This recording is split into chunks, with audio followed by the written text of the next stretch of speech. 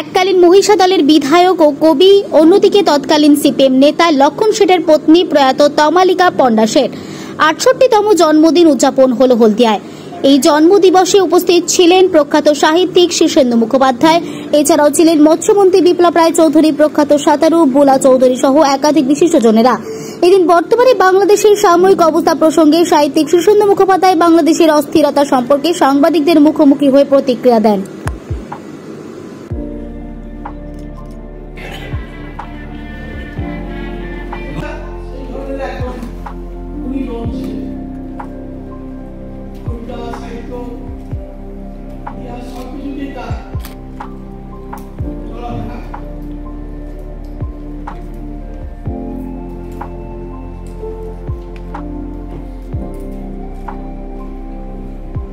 সাহিত্যের মাধ্যমে মানুষের সঙ্গে মানুষের বন্ধন তৈরি করার চেষ্টা করেছে। আর নিজেরও অনেক কবিতা আছে, বহু কবিতা আছে।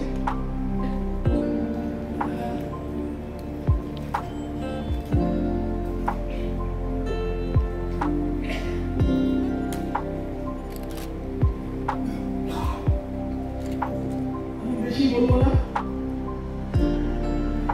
এক মহিষী নাই আমার স্ত্রী বলেই বলছে তা নয়, বহু গুণের অধিকারী।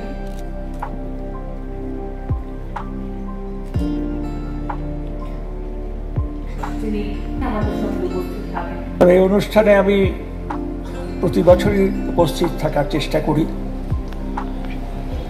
এবারও এসেছি, আর কতদিন আসতে পারবো তা জানি না, কিন্তু যার স্মৃতিতে আজকে এই অনুষ্ঠানটি নিবেদিত, সেই তমালিকা পণ্ডা শেঠ, দেখা আমি তার আমন্ত্রণে তার সঙ্গে দেখা করতে যাই।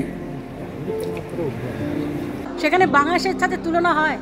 আজকে বাংলাদেশে যেভাবে মারপিট খুনোখুনি দেখছি, যে মানুষ মানুষকে মারছে, এই খুব মানে আমি অবাক হয়ে যাচ্ছি, সত্যি বলছি, যে একটা মানুষ যার দেশে স্বাধীনতা নিয়ে এসেছে তাকে কিভাবে হঠাৎ করে তাকে মারছেন, ওভাবে তার মূর্তিকে মানে মারছেন, মানে সে যে এতদিন ধরে তার লড়াইটাকে, সে শ্রদ্ধার জায়গা যে ছিল তাকে ধূলিসাৎ করে দিল। এগুলো মানা যায় না। আমি অ্যাটলিস্ট আমার পক্ষে মানা খুব মুশকিল যে মানুষটা